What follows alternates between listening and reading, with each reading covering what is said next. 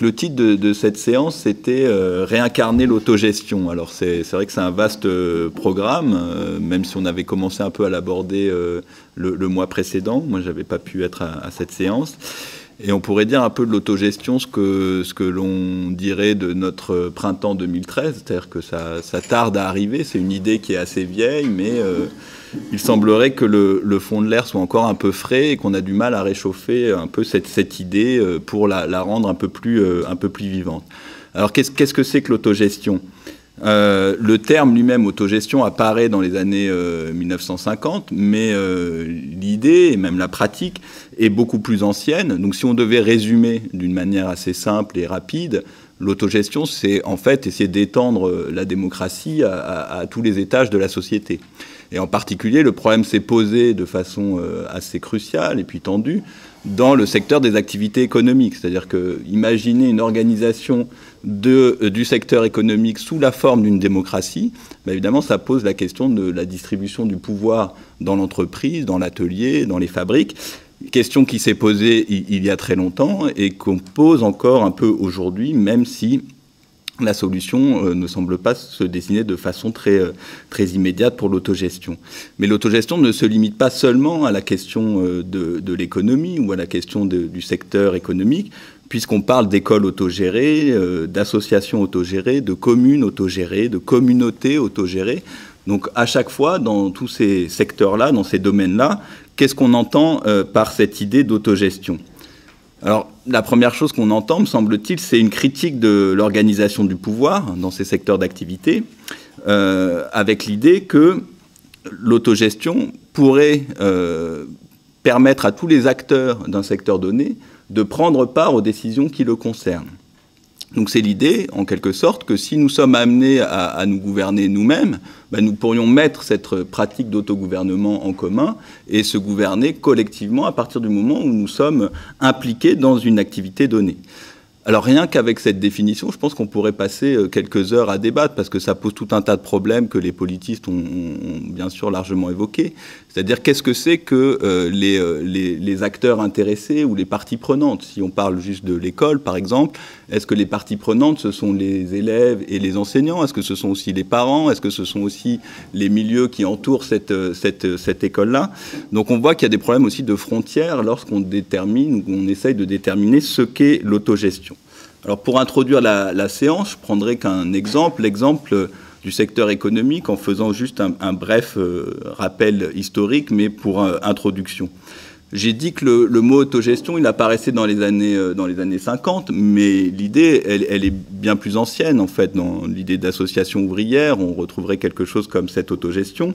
Et il me semble qu'une des premières occurrences de cette idée d'autogestion, elle apparaît très explicitement dans un texte de Martin Bernard, qui était un ouvrier typographe, et qui fait paraître en 1834, dans une revue assez éphémère qui s'appelait la Revue républicaine, un article qui s'appelait « Sur les moyens de faire descendre la République dans l'atelier ». Alors qu'est-ce qu'il disait dans cet article ?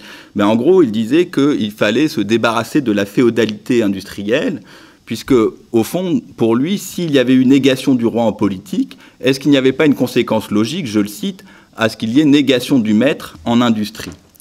Et il a ajouté qu'il fallait trouver les moyens de rendre l'idée républicaine aussi saisissable pour les prolétaires dans l'ordre industriel qu'elle l'est dans l'ordre politique. Alors il y a une pente logique, d'après lui, qui fait que de la démocratie en politique, on peut passer à la démocratie en économie. Et le problème qui est toujours le nôtre, me semble-t-il, c'est que de la logique au fait, il y a un pas qui n'a pas encore été tout à fait franchi. Donc l'extension de la démocratie aux activités économiques, aujourd'hui, elle est limitée. La séance précédente avec Frémaux qui évoquait les scopes en était un exemple. Alors certes, les scopes, certaines d'entre elles peuvent nous donner une idée de ce que pourrait être cette démocratie en entreprise, mais les scopes, c'est 35 000 salariés, 1600 entreprises, plutôt des petites entreprises ou des moyennes entreprises.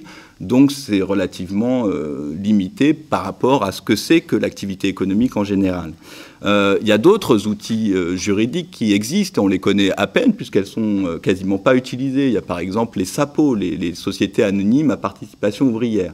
SCOP et SAPO ont été créés à peu près à la même période, 1915-1917, et voilà, ça n'a pas eu, c'est pas l'absence d'outils juridiques qui explique l'absence de sociétés organisées sur ce mode-là, c'est le fait qu'on ne se saisit pas de ces outils. Et je me garderai bien de donner une explication, peut-être que Franck Georgi nous en donnera un peu plus. Donc 1834, l'article de Martin Bernard, et le terme va se répandre, l'idée qu'il faut démocratiser l'activité économique. Le terme même de démocratiser, ce barbarisme, comme disaient les premières personnes à l'utiliser, apparaît aussi au milieu du XIXe siècle. Et on va trouver cette expression de démocratie industrielle en 1848 sous la plume d'un auteur qui s'appelle Charles Laboulaye, qui est lui-même un directeur d'une fonderie en caractère à Paris. Alors qu'est-ce qu'il entend par démocratie industrielle ? En gros, dans son ouvrage, il y a deux thèses qu'il essaye de défendre. C'est l'idée d'abord que l'État peut être un agent économique dont l'action ne doit pas être négligée. Notamment, l'État doit proposer une sorte de code du travail. Et donc la première forme que pourrait prendre la démocratie industrielle, c'est qu'on peut protéger les travailleurs à travers un code du travail qui serait véritablement élaboré. Donc ça, c'est la solution qu'on connaît aussi. Peut-être qu'une des formes de la démocratie économique, est-ce que c'est de l'autogestion? Sans doute non, c'est de protéger les travailleurs. Ça ne règle pas la question de la distribution du pouvoir, mais disons que ça donne un poids quand même aux travailleurs dans l'organisation économique.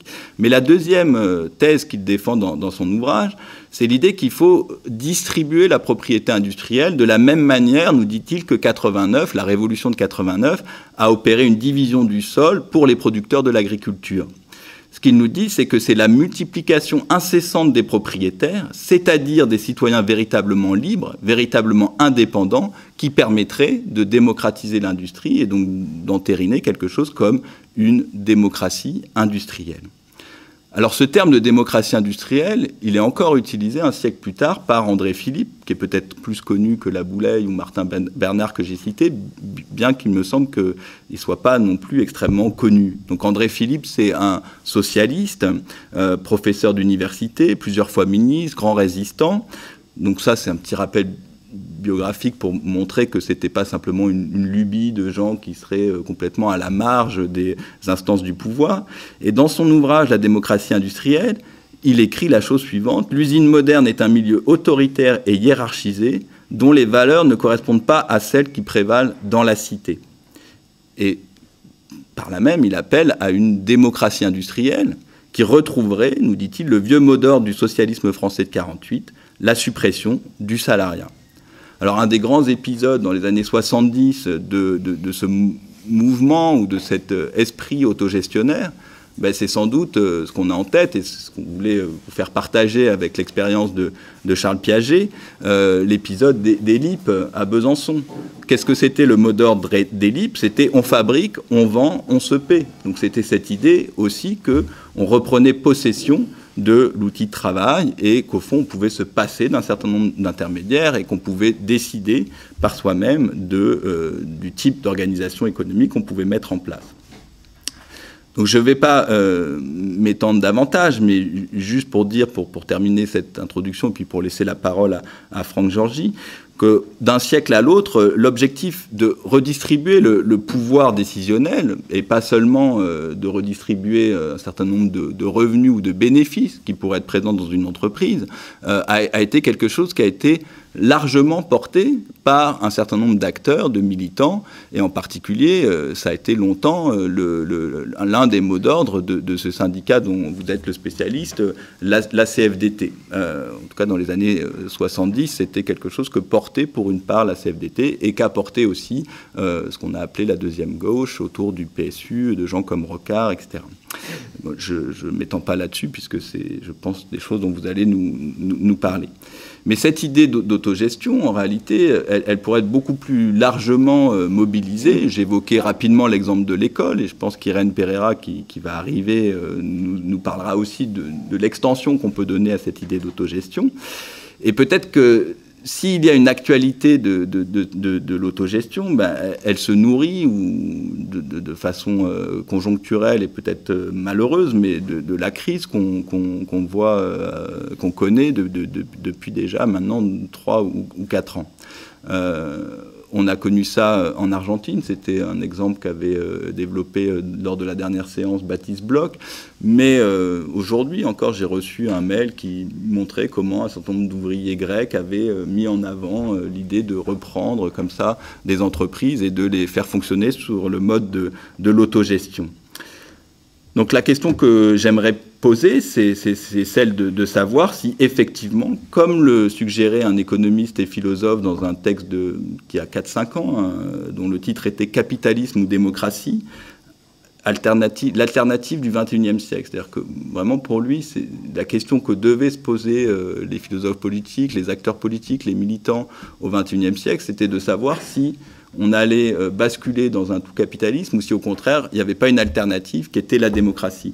Et sur quoi reposer son analyse? Sur la chose suivante, l'idée que toute décision doit être prise par ceux qu'elle concerne et que le pouvoir de décision doit être réparti en proportion des intérêts en jeu. Donc c'est un vaste débat et j'espère qu'on pourra l'avoir ensemble après des exposés plus approfondis, celui d'abord de Franck Georgi, à qui je cède tout de suite la parole. Voilà.